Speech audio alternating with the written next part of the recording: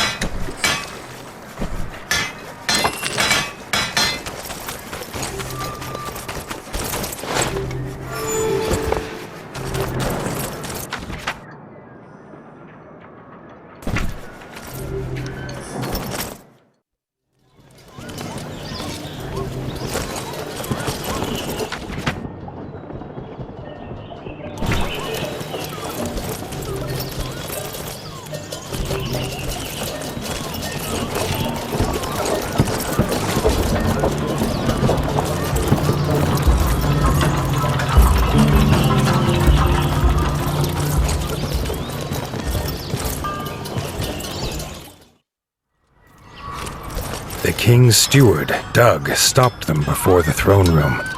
He started at the news of war and then rushed away, muttering about how the armor would need to be polished.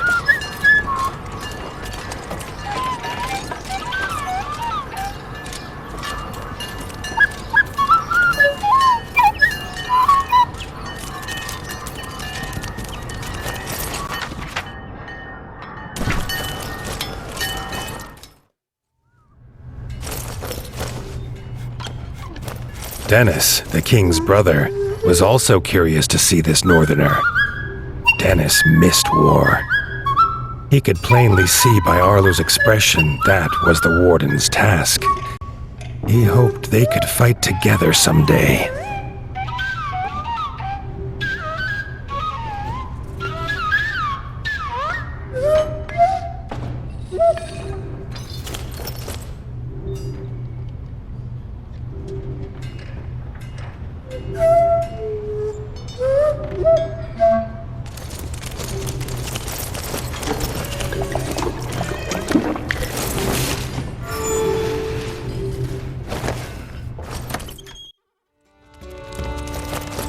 Arlo was nervous to meet this king. He hoped Reggie lived up to all he'd heard from Robin. He did not have to wait long. King Reggie was glad to see his old friend Robin was safe and bid him to tell his tale. Robin told of the death of his son by the ferocious Darkwings and begged the king prepare his forces to go north. Reggie was sad at the loss of Little John, but said that was not reason enough for the South to join a northern war. The king wished them well and turned to go. Arlo stepped forward, asking what the king would do when there was no Winter's Edge to shield the South. If they sent no help now, the Darkwings would not stop at their borders. Reggie listened to Arlo tell his tale. It brought back terrible memories of a father lost and a land left in ruin. A tale not unlike this young warden's. He held out his paw in friendship.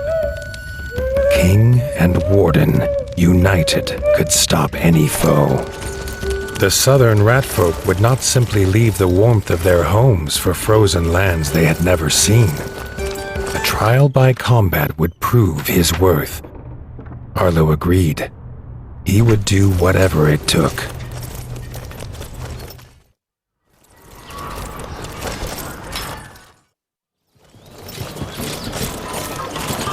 News had spread swiftly. As Reggie led them to the tournament grounds, the streets were already full. Villagers craned their necks to see their warrior king and this strange northern challenger.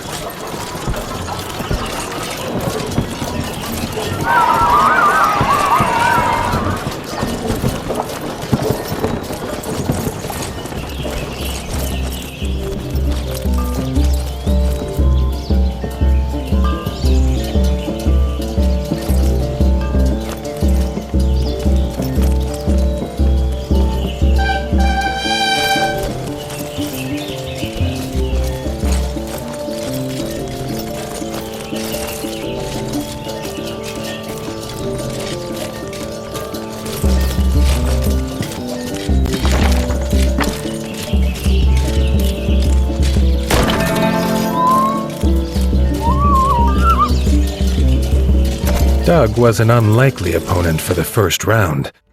His small stature made it hard for him to wield a sword. But when it came to fighting for his king, Doug stood 10 paws tall.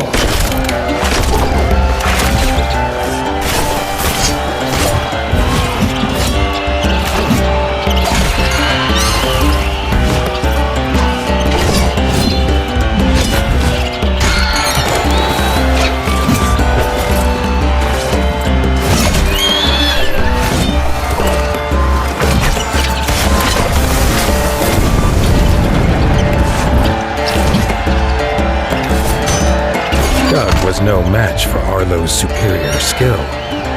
Reggie could already see this would be a tournament that they would squeak of through the ages.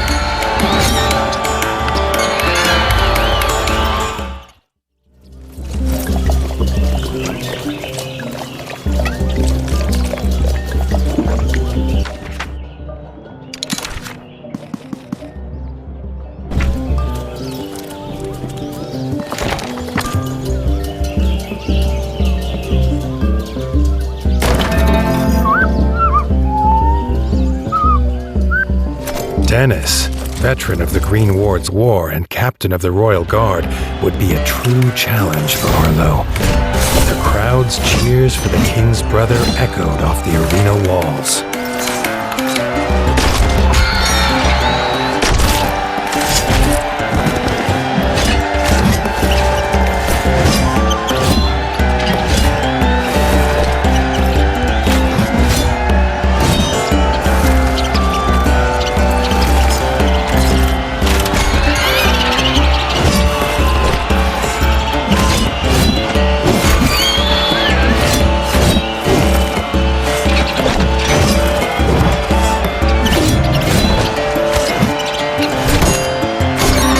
Was a veteran too, used to fighting monsters and darkwings with ice under paw.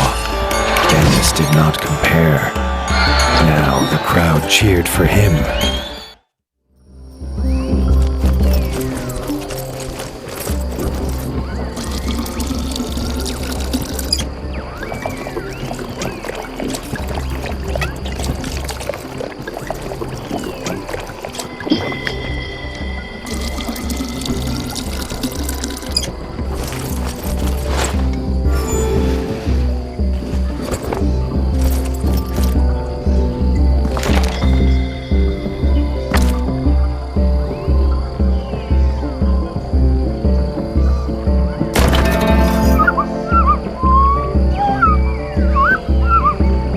Arlo's final opponent was the king himself.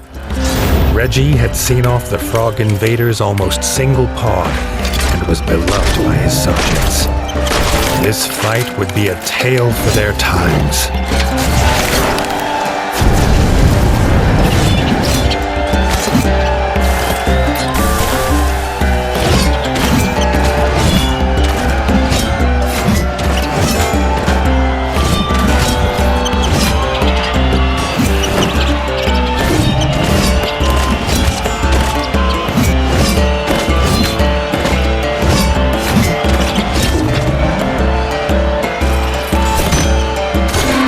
Well matched in stature and skill, there was not a whisker between them.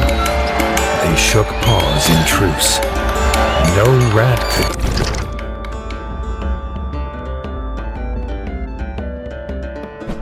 doubt Arlo's worth now. Reggie said to meet him by the docks. Together, they would wipe out the Dark Wings once and for all. Together, they would attack Mount Cauldron.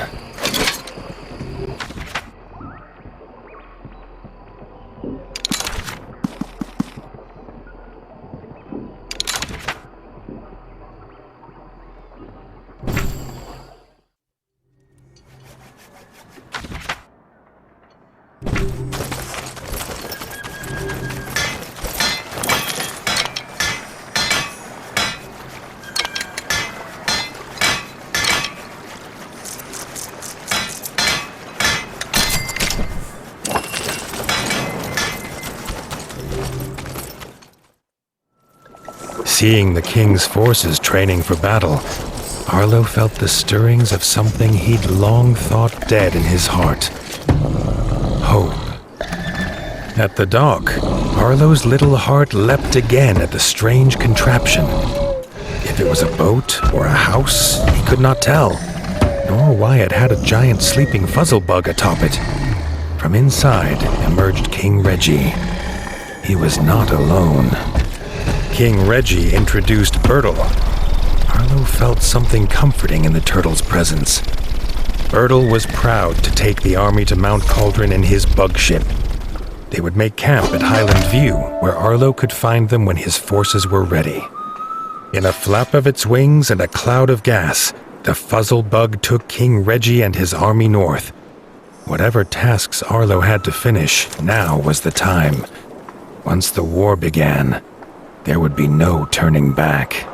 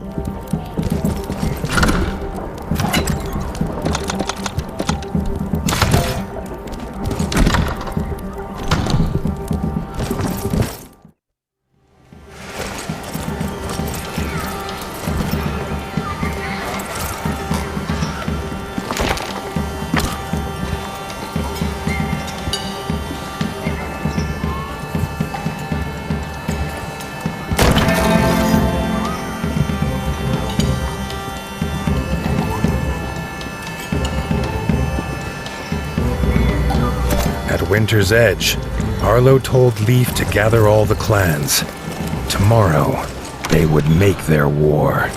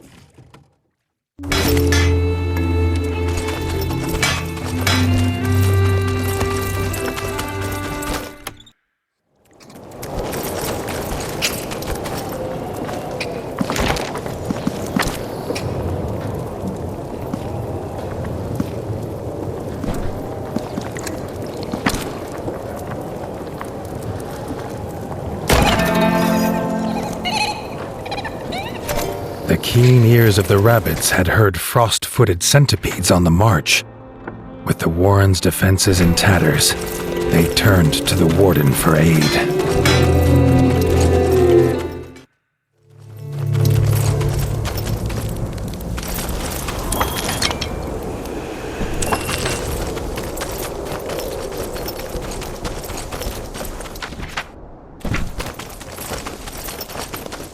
Fish still flapping on the ground, but no sign of the fishermen. The calm soon revealed itself. A rearing frost death march.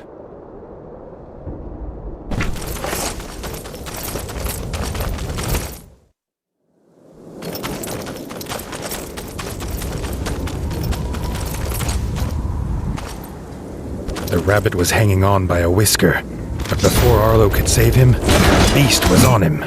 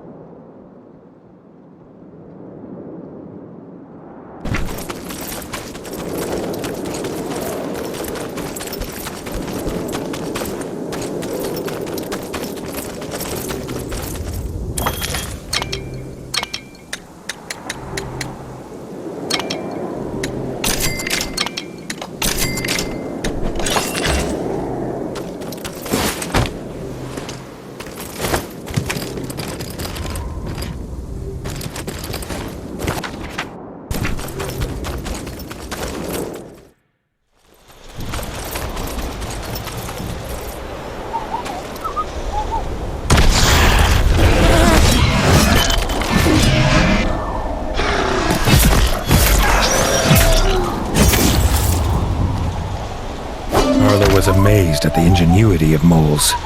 This one immediately put the creature's blue blood to good use, offering a hearty reward for the warden's bravery.